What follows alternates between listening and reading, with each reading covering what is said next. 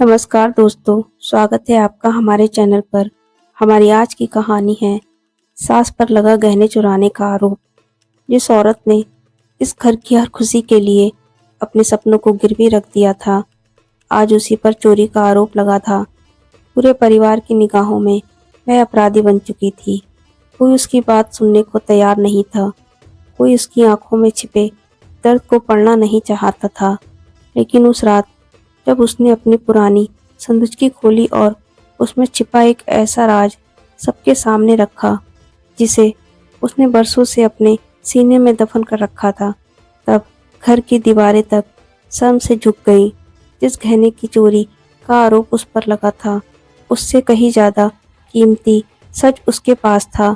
एक ऐसा सच जिसने बेटे को रुला दिया, बहू को अपने शब्दों पर पछताने पर मजबूर कर दिया और पूरे परिवार को यह सोचने पर मजबूर कर दिया कि कभी कभी सबसे बड़ा चोर वह नहीं होता जो गहने चुराता है, बल्कि वह होता है जो किसी के त्याग और सम्मान को छीन लेता है।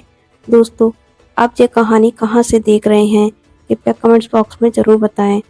सुबह के करीब 10 बजे थे। शहर के पुराने मोहल्ले में बने विशाल मकान में हलचल मची हुई थी।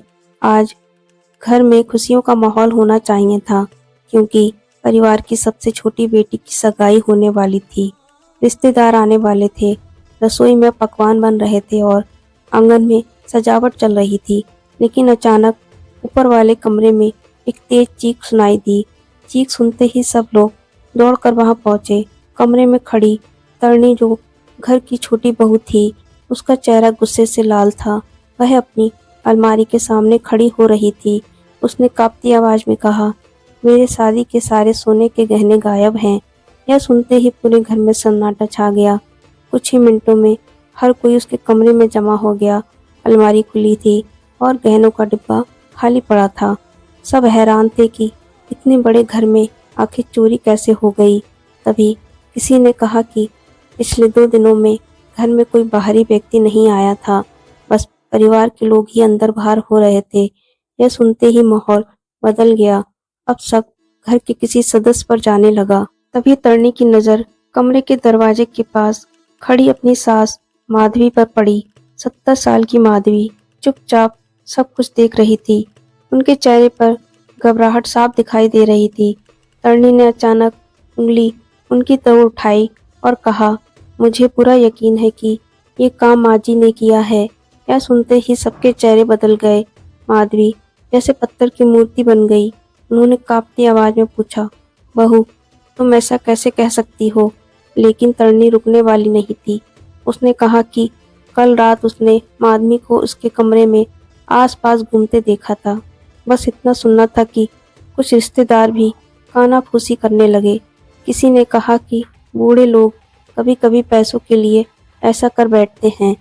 किसी ने कहा कि शायद उन्हें किसी ज़रूरत के लिए पैसे चाहिए होंगे। माधवी की आंखों में आंसू भर आए।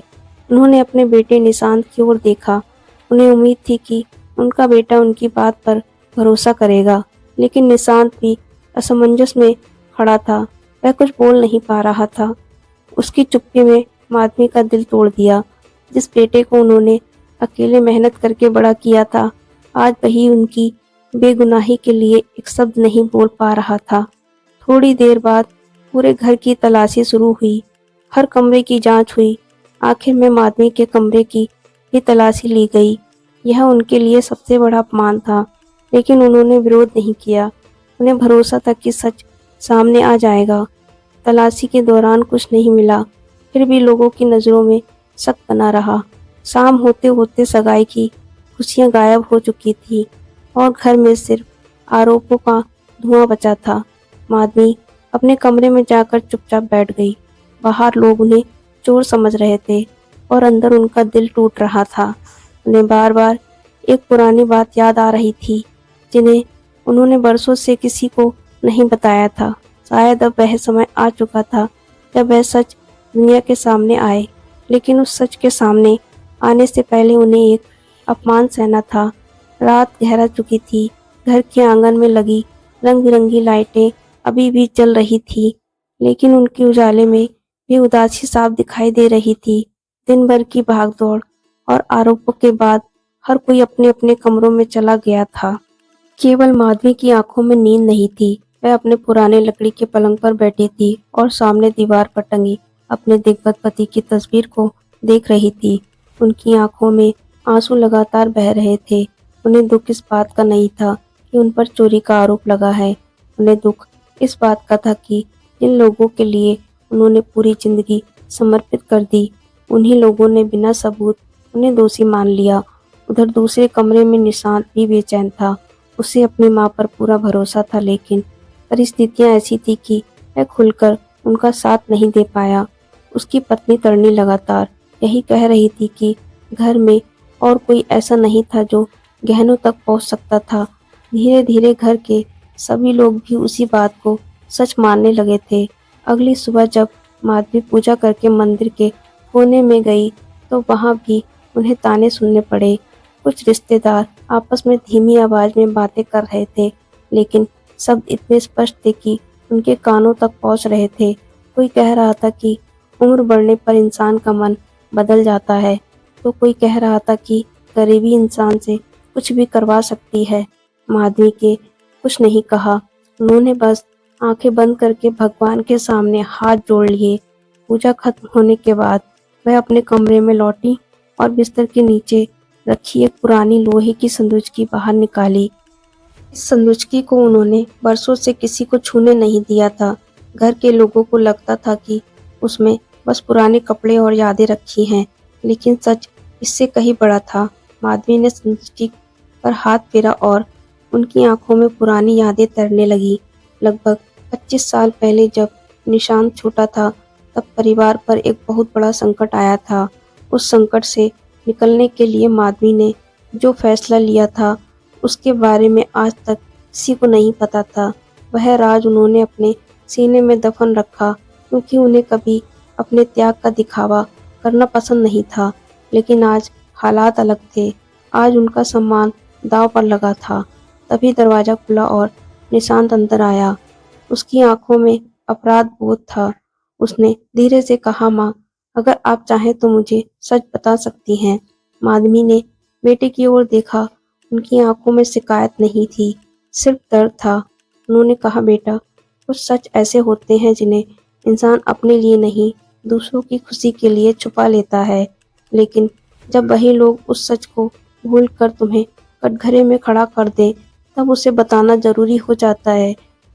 निशांत कुछ समझ नहीं पाया। तभी माधवी ने संदूकड़ी का ताला खोला। अंदर पुराने कागज, कुछ तस्वीरें और एक कपड़े में लिपटा हुआ छोटा सा पैकेट रखा था।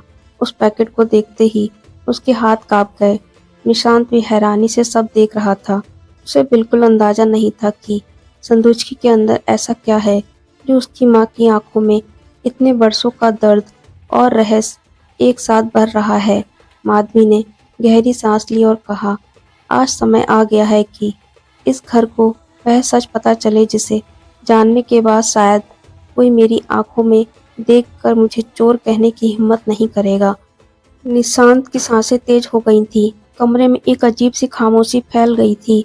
माधवी ने धीरे से उस कपड़े में लिपटे पैकेट को खोला। अंदर कुछ पुराने दस्तावेज, पीले पड़ चुके बैंक के कागज और एक छोटी सी डायरी थी। निशांत हैरानी से सब देख रहा था। उसे समझ नहीं आ रहा था कि इन कागजों का चोरी के आरोप से क्या संबंध हो सकता है। माधवी ने कांपते हाथों से डायरी का पन्ना खोला। उसमें तारीख लिखी थी, 27 साल पुरानी। उन्होंने धीमी आवाज में कहना शुरू किया, तब तुम सिर्फ 10 साल के थे बेटा। तुम्हारे पिताजी का एक्सीडेंट हुआ था। डॉक्टरों ने कहा था कि इलाज तुरंत नहीं हुआ तो उनकी जान नहीं बचेगी। उस समय हमारे पास इतने पैसे नहीं थे। रिश्तेदारों ने मदद का वादा किया, लेकिन जब जरूरत पड़ी तो पीछे हट गए। निशांत चुपचाप सुनता रहा। यह घटना उसे धुंधली सी याद थी, लेकिन पूरी सच्चाई कभी नहीं मालूम थी।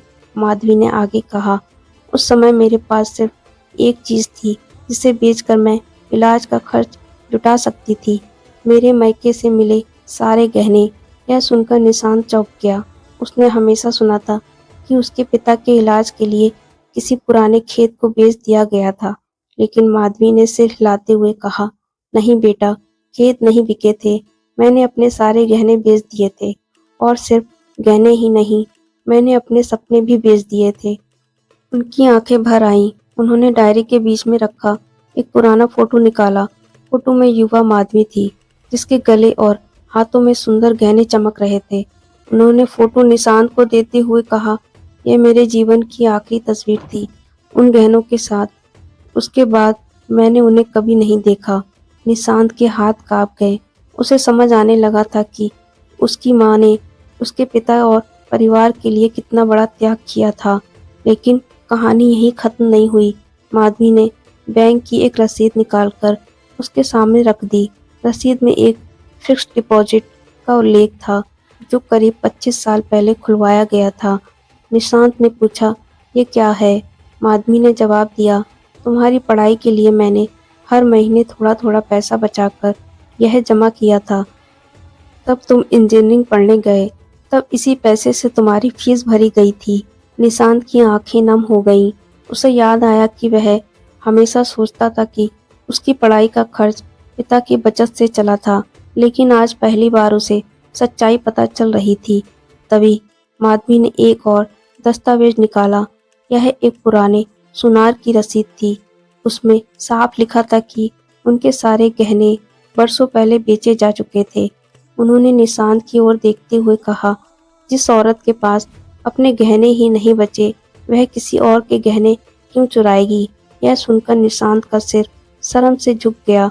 उसकी आंखों में आंसू बहने निकले और महसूस हुआ कि उसने अपनी माँ को समझने में बहुत देर कर दी, लेकिन असली झटका अभी बाकी था।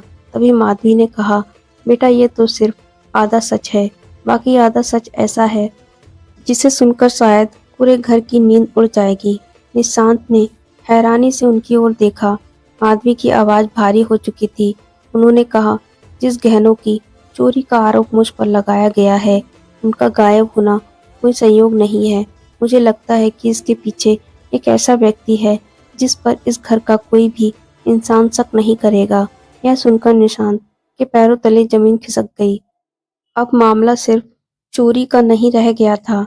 घर के भीतर कोई ऐसा राज छिपा था जो पूरे परिवार को हिला सकता था। माधवी की बात सुनकर निशांत पूरी तरह बेचैन हो गया। उसके मन में दर्जनों सवाल घूमने लगे। उसने तुरंत पूछा, माँ, आपको किस पर शक है? लेकिन माधवी ने सीधे जवाब देने के बजाय खिड़की से बाहर देखने लगी। आंगन में कुछ रिश्तेदार बैठे बातें कर रहे थे। घर सामान्य दिख रहा था, लेकिन भीतर बहुत कुछ बदल चुका था। कुछ क्षण बाद उन्होंने कहा, शक और विश्वास दोनों बहुत खतरनाक होते हैं बेटा। बिना सबूत किसी का नाम लेना भी उतना ही गलत है जितना किसी निर्दोष को दोषी ठहरा देना। निशांत समझ गया था कि माँ बिना प्रमाण के किसी पर आरोप नहीं लगाना चाहती। तभी उसे एक बात याद आई। चोरी वाली रात घर में काफी हलचल थी। सगाई की तैयारियों के कारण कई लोग देर रात तक जग रहे थे। कुछ रिश्तेदार भी इधर उधर घूम रहे थे। उसने मन ही मन सोचा कि शायद किसी बाहरी व्यक्ति का मौका देखकर गहने लिए हों, लेकिन फिर सवाल उठता था कि अलमारी की चाबी का पता उसे कैसे चला। उधर दूसरी तरफ तरनी का व्यवहार भी पिछले 2 दिनों से कुछ बदला बदला लग रहा था। वह बार बार सबको यही याद दिला रही थी कि माधवी उसके कमरे के आसपास दिखी थी, जैसे वह हर हाल में शक को उसी दिशा में बनाए रखना चाहती हो। दोपहर को जब पूरा परिवार भोजन के लिए बैठा तो माहौल फिर तनावपूर्ण हो गया। कुछ रिश्तेदारों ने इशारों इशारों में माधवी पर तंज कसना शुरू कर दिया। माधवी चुपचाप खाना परोसती रही। उनके चेहरे पर अब दर्द कम और एक अजीब सा आत्मविश्वास ज्यादा दिखाई दे रहा था, जैसे उन्हें पता हो कि सच ज्यादा देर तक छिप नहीं सकता। तभी घर की सबसे बुजुर्ग सदस्य निशांत की बुआ चारुलता अचानक बोली, मुझे एक बात अजीब लग रही है। चोरी हुई, लेकिन पुलिस को बुलाने की बात किसी ने नहीं की।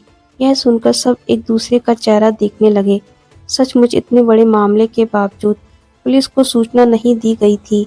तरनी तुरंत बोली, घर की बदनामी होगी बुआ जी, इसीलिए मैंने नहीं कहा। लेकिन चारुलता की नजरें उसके चेहरे पर टिकी रहीं। उसके अनुभव ने जैसे कुछ महसूस कर लिया था। शांत को निशांत अपने कमरे में बैठा था, कि तभी उसकी नज़र सीढ़ियों के पास लगे पुराने सीसीटीवी कैमरे पर गई। अचानक उसे याद आया कि पिछले महीने ही सुरक्षा के लिए कैमरे लगवाए गए थे। उसका दिल तेजी से धड़कने लगा। अगर कैमरे चालू थे तो चोरी वाली रात की रिकॉर्डिंग में बहुत कुछ दिखाई दे सकता था। वह तुरंत स्टोर रूम में रखे रिकॉर्डिंग सिस्टम के पास पहुंचा, लेकिन वहां पहुंचकर उसके होश उड़ गए। सिस्टम की हार्ड डिस्क गायब थी। किसी ने रिकॉर्डिंग वाला पूरा हिस्सा निकाल लिया था। अब मामला और ज्यादा रहस्यमय हो गया था। जिसने भी गहने लिए थे उसे कैमरों की जानकारी भी थी, यानी यह काम किसी ऐसे व्यक्ति ने किया था जो घर की हर व्यवस्था से परिचित था। निशांत के माथे पर पसीना आ गया। तभी पीछे से माधवी की आवाज आई, देखा बेटा, सच खुद रास्ता बनाना शुरू कर देता है। निशांत ने पलटकर माँ की ओर देखा। पहली बार उसे महसूस हुआ कि उसकी माँ शायद शुरुआत से ही कुछ समझ रही थी, लेकिन वह जल्दबाजी में किसी का नाम नहीं लेना चाहती थी। उसी रात जब सब लोग सोने की तैयारी कर रहे थे, तब घर के बाहर एक सफेद कार आकर रुकी। कार से एक अधेड़ उम्र का आदमी उतरा। उसे देखते ही माधवी का चेहरा बदल गया। उनकी आंखों में हैरानी और चिंता एक साथ दिखाई दी। निशांत ने पूछा, माँ, ये कौन है? माधवी ने धीमी आवाज में कहा, अगर मैं गलत नहीं हूँ तो इस आदमी के आने से इस घर का सबसे बड़ा राज खुलने वाला है। रात के लगभग 9:30 बजे थे। घर के अधिकांश लोग अपने कमरों में जा चुके थे, लेकिन सफेद कार से उतरे उस व्यक्ति को देखकर माधवी की आंखों की बेचैनी और बढ़ गई थी। वह आदमी लगभग 65 वर्ष का था। उसके बाल सफेद हो चुके थे, लेकिन चेहरे पर एक अलग सी गंभीरता थी, जैसे वह कोई बहुत बड़ा बोझ अपने साथ लेकर आया हो। निशांत और घर के बाकी लोग भी उत्सुकता से उसे देखने लगे। जैसे ही वह आदमी आंगन में पहुंचा, उसने सबसे पहले माधवी की ओर देखा और सम्मान से हाथ जोड़ दिए। माधवी ने भी सिर हिलाकर उसका अभिवादन किया। यह देखकर सब हैरान रह गए, क्योंकि घर में कोई नहीं जानता था कि यह व्यक्ति कौन है। तभी उसने कहा, माधवी जी, मुझे माफ कर दीजिए, मैं बहुत देर से आया हूँ। उसकी आवाज में पछतावा साफ झलक रहा था। निशांत ने आगे बढ़कर पूछा, आप कौन हैं? उस व्यक्ति ने अपना परिचय देते हुए कहा, मेरा नाम देवेश त्रिपाठी है। यह नाम सुनते ही माधवी की आंखें भर आईं। देवेश ने कहा, आज मैं यहाँ सिर्फ एक सच बताने आया हूँ, ऐसा सच जिसे मैंने 25 साल तक छिपाए रखा। पूरे घर में सन्नाटा छा गया। देवेश ने जेब से एक पुराना लिफाफा निकाला और माधवी को दे दिया। लिफाफा खोलते ही उनके हाथ कांपने लगे। अंदर एक पुरानी रसीद और कुछ तस्वीरें थीं। देवेश ने सबकी ओर देखकर कहा, जब माधवी जी के पति अस्पताल में जिंदगी और मौत के बीच झूल रहे थे, तब इन्हीं ने अपने सारे गहने बेचकर इलाज करवाया था। वे गहने मेरे पास आए थे क्योंकि उस समय मैं सुनार की दुकान में साझेदार था। यह सुनकर कई रिश्तेदारों के चेहरे शर्म से झुक गए। देवेश ने आगे कहा, लेकिन कहानी यहीं खत्म नहीं होती। जब मैंने देखा कि एक औरत अपने परिवार को बचाने के लिए सब कुछ कुर्बान कर रही है, तब मैंने उन गहनों में से एक छोटी सी निशानी अपने पास संभाल कर रख ली। इतना कहकर उसने अपनी जेब से एक पुराना सोने का लॉकेट निकाला। माधवी की आंखों में आंसू बह निकले। वह वही लॉकेट था जो उसकी माँ ने शादी के समय उन्हें दिया था। वर्षों बाद उसे देखकर उनकी यादें ताजा हो गईं, लेकिन घर के लोग अभी भी समझ नहीं पा रहे थे कि इसका चोरी से क्या संबंध है। तभी देवेश ने गंभीर स्वर में कहा, मैं यहाँ इसलिए आया हूँ क्योंकि 2 दिन पहले कोई मेरे पास इसी लॉकेट के बारे में पूछने आया था। यह सुनते ही सब चौंक गए। उसने बताया था कि वह महिला उसके पास आई थी और उसने पुराने गहनों की जानकारी मांगी थी। जब देवेश ने उस महिला का हुलिया बताया तो निशांत का दिल धड़क उठा। वह हुलिया घर की एक ऐसी सदस्य से मिलता था जिस पर किसी ने कभी शक नहीं किया था। देवेश ने नाम नहीं लिया, लेकिन माधवी सब समझ चुकी थी। उन्होंने धीरे से कहा, अब सच ज्यादा देर तक नहीं छिपेगा। उसी समय आंगन में बैठी तरणी का चेहरा पीला पड़ने लगा। उसने नजरें झुका ली।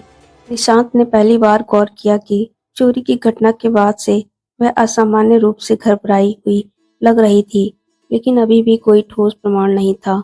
रात गहराती गई, लेकिन घर के भीतर बेचैनी बढ़ती गई। तभी चारुलता बुआ ने अचानक एक बात कही, जिसने सबको सोचने पर मजबूर कर दिया। उन्होंने कहा, जिस दिन चोरी हुई उसी दिन मैंने किसी को स्टोर रूम से निकलते हुए देखा था, लेकिन अंधेरा होने की वजह से चेहरा नहीं पहचान पाई। यह सुनकर निशांत को गायब हार्ड डिस्क याद आ गई। अब सारे टुकड़े धीरे धीरे जुड़ने लगे थे और पहली बार शक की सुई उस दिशा में घूम रही थी जिसकी किसी ने भी कल्पना नहीं की थी। अगली सुबह घर का माहौल पहले से भी ज्यादा भारी था। अब मामला सिर्फ गहनों की चोरी का नहीं रह गया था, बल्कि विश्वास और रिश्तों की परीक्षा बन चुका था। निशांत पूरी रात सो नहीं पाया। उसके मन में बार बार वही सवाल घूम रहा था, अगर माँ निर्दोष है तो असली सच क्या है? और सबसे बड़ी बात, चोरी वाली रात रिकॉर्डिंग सिस्टम की हार्ड डिस्क किसने हटाई थी? सुबह जब सभी लोग नाश्ते के लिए इकट्ठा हुए तो कोई भी सामान्य नहीं दिख रहा था। माधवी शांत थी, लेकिन उनकी आंखों में अब वह बेबसी नहीं थी जो आरोप लगने के दिन थी। दूसरी ओर तरनी लगातार बेचैन दिखाई दे रही थी। वह छोटी छोटी बातों पर चिड़चिड़ा रही थी और किसी की आंखों में आंखें डालकर बात नहीं कर पा रही थी। यह बदलाव सबसे पहले चारुलता बुआ ने महसूस किया। उन्होंने बिना कुछ कहे सबको ध्यान से देखना शुरू कर दिया। दोपहर के समय घर की छोटी बेटी कौमुदी, जिसकी सगाई होने वाली थी, अचानक रोते हुए माधवी के कमरे में आई। उसने कहा, दादी, मुझे समझ नहीं आ रहा है कि घर में क्या हो रहा है। पहले सगाई की खुशियां थी, अब हर तरफ शक और तनाव है। माधवी ने उसे अपने पास बिठाया और उसके सिर पर हाथ फेरते हुए कहा, बेटी, घर दीवारों से नहीं, विश्वास से बनता है। जब विश्वास टूटता है तो सबसे मजबूत मकान भी कमजोर पड़ जाता है। कौमुदी की आंखों में आंसू बह निकले। उसे महसूस हुआ कि जिस महिला को सब कटघरे में खड़ा कर रहे हैं, वही सबसे ज्यादा टूटे हुए लोगों को संभाल रही है। उसी शाम एक और अप्रत्याशित घटना हुई। घर की पुरानी नौकरानी रत्ना ने निशांत को अलग ले जाकर कहा कि उसने चोरी वाली रात कुछ अजीब देखा था। निशांत तुरंत सतर्क हो गया। रत्ना ने बताया कि देर रात जब वह रसोई बंद कर रही थी, तब उसने किसी को तरनी के कमरे में एक छोटा सा बैग लेकर बाहर निकलते देखा था। अंधेरा था, इसीलिए चेहरा साफ दिखाई नहीं दिया, लेकिन वह व्यक्ति घर का ही सदस्य लग रहा था। यह सुनकर निशांत की बेचैनी और बढ़ गई। अब तक जितने भी संकेत मिले थे, वे सब एक ही दिशा में इशारा कर रहे थे, लेकिन वह बिना प्रमाण के कोई फैसला नहीं करना चाहता था। उधर तरनी भी भीतर ही भीतर टूट रही थी। उसे महसूस होने लगा था कि हालात उसके नियंत्रण से बाहर जा रहे हैं। उसने कई बार कुछ कहने की कोशिश की, लेकिन हर बार चुप रह गई, जैसे कोई डर उसे अंदर से खाए जा रहा हो। रात को जब सब सो गए, तब माधवी अपने कमरे में अकेली बैठी थी। उन्होंने संदूकची से एक और पुराना कागज निकाला। यह एक पत्र था जिन्हें उन्होंने बरसों पहले लिखा था, लेकिन कभी किसी को दिया नहीं। उस पत्र में उन्होंने अपने परिवार के लिए अपनी सारी इच्छाएं और त्याग लिखे थे।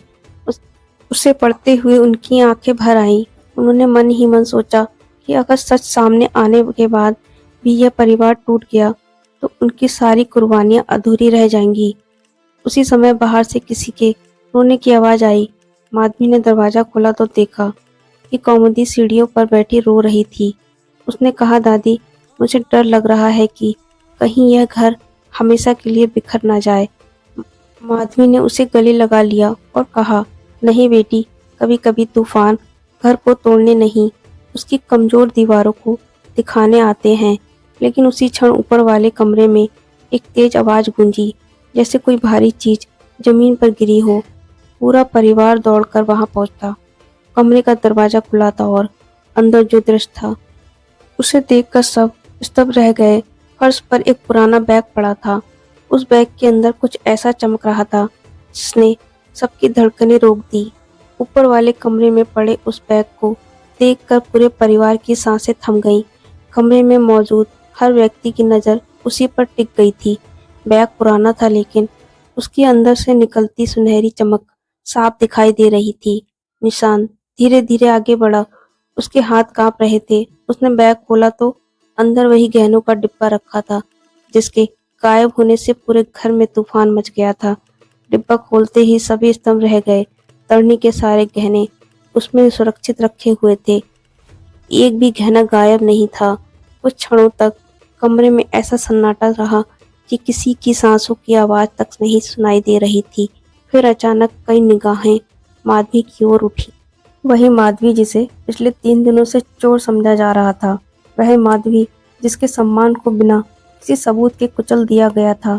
लेकिन अब सवाल यह था कि यदि गहने घर में ही थे तो उन्हें छिपाया किसने था? और सबसे बड़ी बात, यह बैग अचानक यहाँ आया कैसे? निशांत ने तुरंत पूरे कमरे का निरीक्षण किया। तभी उसकी नज़र खिड़की के पास गिरे एक छोटे से कागज पर पड़ी। उसने कागज उठाया। उसमें केवल एक पंक्ति लिखी थी, सच को ज्यादा दिनों तक बंद नहीं रखा जा सकता। यह पढ़ते ही सब एक दूसरे का चेहरा देखने लगे। किसी को समझ नहीं आ रहा था कि यह संदेश किसने छोड़ा था। तभी चारुलता बुआ ने गंभीर स्वर में कहा, जिसने भी यह किया है अब वह डरने लगा है। उधर तरनी का चेहरा सफेद पड़ चुका था। उसकी आंखों में घबराहट साफ दिखाई दे रही थी। लेकिन उसने खुद को संभालते हुए कहा, कम से कम अब यह साबित हो गया कि माँ जी ने गहने नहीं लिए थे। उसके शब्द सही थे लेकिन उसके चेहरे पर राहत से ज्यादा बेचैनी दिखाई दे रही थी। माधवी ने उसकी ओर देखा लेकिन कुछ नहीं कहा। उनकी खामोशी अब पहले जैसी कमजोर नहीं थी। उसमें एक अजीब सा आत्मविश्वास था, जैसे उसे पता हो कि कहानी अभी खत्म नहीं हुई है। तभी रत्ना नौकरानी ने अचानक एक बात याद दिलाई। उसने कहा, मुझे याद आया, चोरी वाली रात मैंने किसी को इसी कमरे के पास देखा था। उस समय उसके हाथ में यही बैग था। सबकी नजरें उसकी ओर मुड़ गईं। निशांत ने पूछा, कौन था वह? रत्ना ने सिर झुकाते हुए कहा, मैंने चेहरा नहीं देखा था मालिक, लेकिन उसकी कलाई में एक खास तरह का कड़ा था। यह सुनकर कई लोग अपनी अपनी कलाइयों की ओर देखने लगे। तभी कौमुदी की नजर एक व्यक्ति पर जाकर ठहर गई। उसके चेहरे का रंग उड़ गया। उसने कुछ कहना चाहा, लेकिन शब्द गले में अटक गए। वह जिस कड़े को पहचान रही थी वह किसी और का नहीं बल्कि घर के एक ऐसे सदस्य का था जिसे सभी सबसे ईमानदार और भरोसेमंद मानते थे। कमरे में तनाव और बढ़ गया। उसी रात माधवी अकेले आंगन में बैठी थी। उन्होंने आसपास की ओर देखा और धीरे से कहा, हे भगवान, अब सच सामने आए तो इस घर को टूटने मत देना। उनके मन में डर था कि जब असली कारण सामने आएगा तो परिवार के रिश्ते बिखर सकते हैं। लेकिन उन्हें महसूस हो चुका था कि यह सिर्फ चोरी की कहानी नहीं थी। इसके पीछे किसी का लालच नहीं बल्कि कोई एक और गहरी पीड़ा छुपी हुई थी। और शायद वह पीड़ा पूरे परिवार की सोच बदलने वाली थी। अगले दिन सुबह पूरे घर में एक अलग तरह की बेचैनी थी। गहने मिल चुके थे लेकिन अब हर किसी के मन में एक ही सवाल था कि यह सब हुआ क्यों? निशांत ने तय किया कि अब वह बिना सच्चाई जाने चैन से नहीं बैठेगा। उसने घर के सभी लोगों को शाम को बैठक में इकट्ठा होने के लिए कहा। शाम होते होते पूरा परिवार बैठक में जमा हो गया। वातावरण इतना भारी था कि कोई भी सहज नहीं था। माधवी एक कोने में शांत बैठी थी। उनके चेहरे पर न गुस्सा था न शिकायत, केवल थकान थी। वर्षों के त्याग की थकान और पिछले कुछ दिनों के अपमान की थकान। तभी निशांत खड़ा हुआ और बोला, आज किसी पर आरोप लगाने के लिए नहीं, सच जानने के लिए हम सब यहाँ बैठे हैं। उसकी आवाज में दृढ़ता थी। कुछ देर तक कोई कुछ नहीं बोला। फिर अचानक कौमुदी उठ खड़ी हुई। उसकी आंखों में आंसू थे। उसने कांपती आवाज में कहा, मुझे एक बात स्वीकार करनी है। सबकी नजरें उसकी ओर मुड़ गई। उसने कहा, जिस कड़े की बात रत्ना काकी ने की थी वह मैंने पहचाना था। कमरे में सन्नाटा छा गया। निशांत ने पूछा, किसका था वह कड़ा? कौमुदी ने जवाब देने से पहले गहरी सांस ली। फिर बोली, वह कड़ा मेरे बड़े भाई शौर्य का था। यह सुनते ही सब चौंक गए। शौर्य जो निशांत का भतीजा था और परिवार का सबसे जिम्मेदार युवक माना जाता था, अचानक सबके शक के घेरे में आ गया। शौर्य भी वहीं बैठा था। उसके चेहरे का रंग उड़ गया, लेकिन सबसे हैरान करने वाली बात यह थी कि उसने विरोध नहीं किया। कुछ क्षण बाद वह धीरे से खड़ा हुआ और बोला, हाँ, उस रात बैग मेरे पास था। यह सुनकर पूरे कमरे में हलचल मच गई। कई रिश्तेदार फुसफुसाने लगे, लेकिन शौर्य की आंखों में अपराध नहीं, दर्द दिखाई दे रहा था। उसने कहा, लेकिन मैंने गहने नहीं चुराए थे। निशांत ने कठोर स्वर में पूछा, तो फिर उन्हें छिपाया क्यों? शौर्य की आंखें भर आईं। उसने माधवी की ओर देखा और फिर धीमे स्वर में बोला, क्योंकि मैं इस घर का एक आईना दिखाना चाहता था। कोई उसकी बात समझ नहीं पाया। तब उसने जो कहा, उसने पूरे माहौल को बदल दिया। शौर्य ने बताया कि पिछले कई वर्षों से वह देख रहा था कि माधवी के त्याग को परिवार धीरे धीरे भूलता जा रहा है। हर फैसले में उसकी राय को नजरअंदाज किया जाता था। उनके योगदान को पुरानी बात कहकर टाल दिया जाता था और कई बार उनके सम्मान को भी ठेस पहुंचाई गई थी। चोरी वाली घटना से कुछ दिन पहले उसने कुछ लोगों को माधवी के बारे में अपमानजनक बातें करते सुना था। उसी दिन उसके मन में एक विचार आया। उसने गहने सुरक्षित जगह पर रख दिए ताकि घर वालों को महसूस हो कि बिना सबूत किसी पर शक करना कितना खतरनाक होता है। लेकिन उसका इरादा कभी किसी को नुकसान पहुंचाने का नहीं था। वह सुनते ही कमरे में गहरा सन्नाटा छा गया।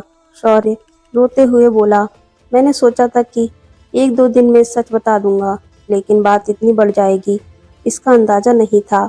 उसकी आवाज टूट गई।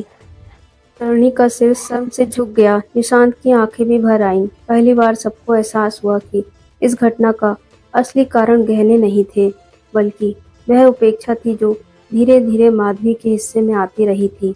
लेकिन तभी माधवी अपनी जगह से उठी और शौर्य की ओर देखा। उनकी आंखों में आंसू थे, पर उनमें ममता भी थी। और फिर उन्होंने ऐसी बात कही जिसने पूरे परिवार का दिल हिला दिया। बैठक में ऐसा सन्नाटा पसरा था, मानो समय खुद ठहर गया हो। शौर्य सिर झुकाए खड़ा था। उसकी आंखों से लगातार आंसू बह रहे थे। उसे लग रहा था कि उसने चाहे किसी अच्छे इरादे से यह कदम उठाया हो, लेकिन उसके कारण परिवार को बहुत बड़ा दुख सहना पड़ा। दूसरी तरफ तरणी शर्म से नजरें नहीं उठा पा रही थी। जिन शब्दों से उसने माधवी पर आरोप लगाए थे, वही शब्द अब उसके दिल पर बोझ बन चुके थे। तभी माधवी धीरे धीरे आगे बढ़ी। उनकी चाल में उम्र की थकान थी, लेकिन चेहरे पर एक अद्भुत शांति थी। सबको लगा कि अब वह शौर्य को डांटेंगी या उसके किए की शिकायत करेंगी, लेकिन उन्होंने ऐसा कुछ नहीं किया। उन्होंने शौर्य के सिर पर हाथ रखा और कहा, बेटा, गलती तुमसे हुई है, लेकिन तुम्हारा दिल गलत नहीं था। यह सुनकर शौर्य फूट फूट कर रो पड़ा। पूरे कमरे में बैठे लोग स्तंभ रह गए। जिस महिला को सबसे ज्यादा अपमान सहना पड़ा था, वही सबसे पहले माफ कर रही थी। माधवी ने फिर सबकी ओर देखा और कहा, आज मैं किसी को दोष देने नहीं आई हूँ, मैं सिर्फ एक बात कहना चाहती हूँ। उनकी आवाज़ धीमी थी, लेकिन हर शब्द सीधे दिल तक पहुँच रहा था। जब घर में सम्मान कम होने लगे तो रिश्ते धीरे धीरे कमज़ोर होने लगते हैं, और जब सम्मान खत्म हो जाए तो परिवार सिर्फ मकान बनकर रह जाता है। यह सुनकर कई लोगों की आंखें भर आई। माधवी ने आगे कहा, मुझे गहनों की परवाह नहीं थी। मुझे इस बात का दुख था कि मेरे अपने लोग मेरी बात सुने बिना मुझे दोषी मान बैठे। निशांत का सिर झुक गया। उसे अपनी माँ की ओर देखने की हिम्मत नहीं हो रही थी। तभी माधवी ने वह पुरानी संदूक मंगवाई। सब हैरान थे कि वह अब क्या करने वाली हैं। उन्होंने संदूक मंगवाई और खोली। उसमें रखे सभी दस्तावेज, पुरानी तस्वीरें और डायरी सबके सामने रख दी। फिर बोली, इनमें मेरे त्याग की कहानी है, लेकिन आज के बाद ये सिर्फ मेरी कहानी नहीं रहेगी। उन्होंने एक एक कागज सबको दिखाया। उनके संघर्ष, उनकी बचत और बलिदान सब कुछ सामने था। लेकिन इसके बाद उन्होंने ऐसा फैसला सुनाया इसकी किसी ने कल्पना नहीं की थी। उन्होंने कहा, मैं जानती हूँ कि इस घर में एक नई परंपरा शुरू हो गई। हर साल परंपरा का एक दिन ऐसा होगा जब हम अपने बड़ों की कहानी सुनेंगे, उनके संघर्षों को याद करेंगे, ताकि आने वाली पीढ़ियां यह कभी ना भूले कि आज जो सुख उन्हें मिला है वह किन त्यागों की नींव पर खड़ा है। कमरे में बैठे सभी लोगों की आंखें नम हो गईं। यह फैसला किसी सजा से बड़ा था। यह परिवार को जोड़ने का रास्ता था। तभी तरणी उठी। वह रोते हुए माधवी के पैरों में बैठ गई और बोली, माँ जी, मैंने आपको बहुत दुख दिया है, मुझे माफ कर दीजिए। माधवी ने उसे उठाकर गले लगा लिया। वह दृश्य देखकर कई रिश्तेदार भी रो पड़े, लेकिन कहानी का सबसे भावुक पल अभी बाकी था। माधवी ने मुस्कुराते हुए कहा, मैंने एक और फैसला लिया है।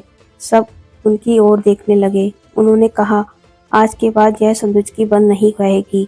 इसमें अब सिर्फ मेरी यादें नहीं, पूरे परिवार की सीखें जमा होंगी। हर सदस्य इसमें एक पत्र रखेगा, ऐसा पत्र जिसमें वह लिखेगा कि उसने परिवार से क्या सीखा। यह सुनकर कमरे में बैठे सभी लोगों को लगा जैसे बरसों से बिखरती हुई डोर फिर से जुड़ने लगी हो। लेकिन माधवी के पास एक आखिरी बात भी थी, जिसे सुनकर पूरे परिवार की आंखें भर आने वाली थी। माधवी की बात खत्म होते होते रात काफी हो चुकी थी, लेकिन उस रात किसी को नींद नहीं आ रही थी।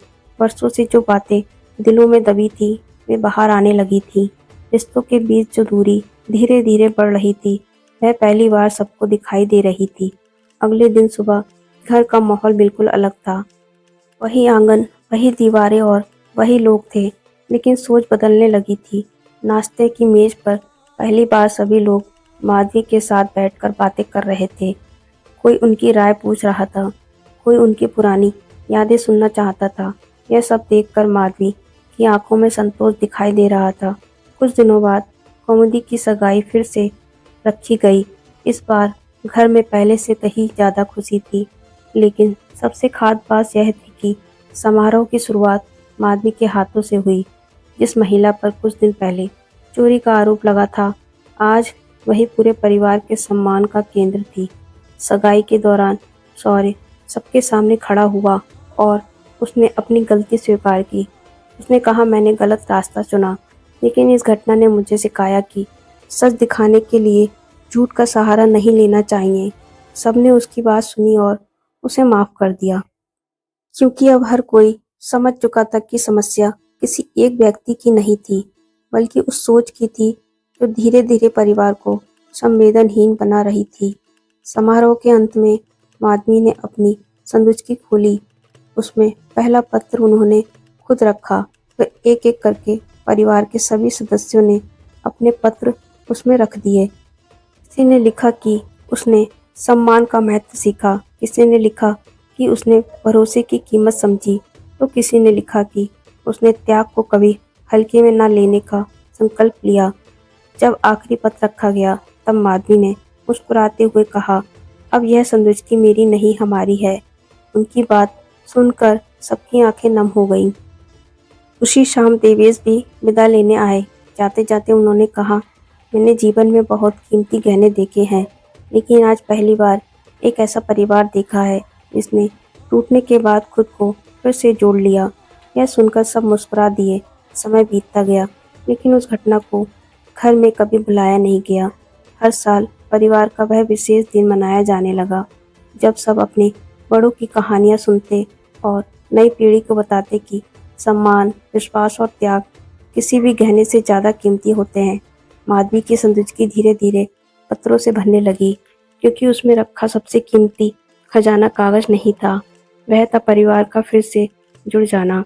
और एक दिन जब माधवी बहुत बूढ़ी हो चुकी थी, तब उन्होंने अपने पोते पोतियों से कहा, बेटा, सोना खो जाए तो दोबारा खरीदा जा सकता है, लेकिन किसी का विश्वास खो जाए तो उसे वापस पाने की पूरी जिंदगी लग जाती है। यह सुनकर सबकी आंखें भर आईं। उस दिन सभी ने महसूस किया कि असली विरासत जमीन, पैसा या गहना नहीं होते। असली विरासत वह सम्मान होता है जो हम अपने बड़ों को देते हैं, और वह प्यार होता है जो पीढ़ियों को एक दूसरे से जोड़ा रखता है। दोस्तों, इस कहानी से हमें यह संदेश मिलता है कि किसी पर आरोप लगाने से पहले उसकी पूरी कहानी जान लीजिए, क्योंकि कई बार जिन व्यक्ति को हम सबसे कमज़ोर समझते हैं, उसी के त्याग पर हमारा पूरा संसार खड़ा होता है। दोस्तों, अगर माधवी की इस कहानी ने आपके दिल को छुआ हो तो एक लाइक ज़रूर करें और कहानी को अपने परिवार व दोस्तों के साथ शेयर करें ताकि यह संदेश ज़्यादा लोगों तक पहुँचे। आज का सवाल, अगर आप निशांत की जगह होते तो क्या बिना सबूत अपनी माँ पर लगे आरोप पर चुप रहते या उनके लिए तुरंत खड़े हो जाते?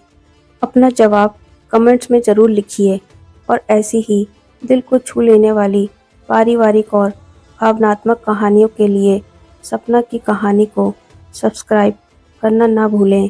कहानियाँ सिर्फ सुनने के लिए नहीं, ज़िंदगी बदलने के लिए होती हैं। मैं हूँ सपना और ये थी मेरी आज की कहानी। धन्यवाद।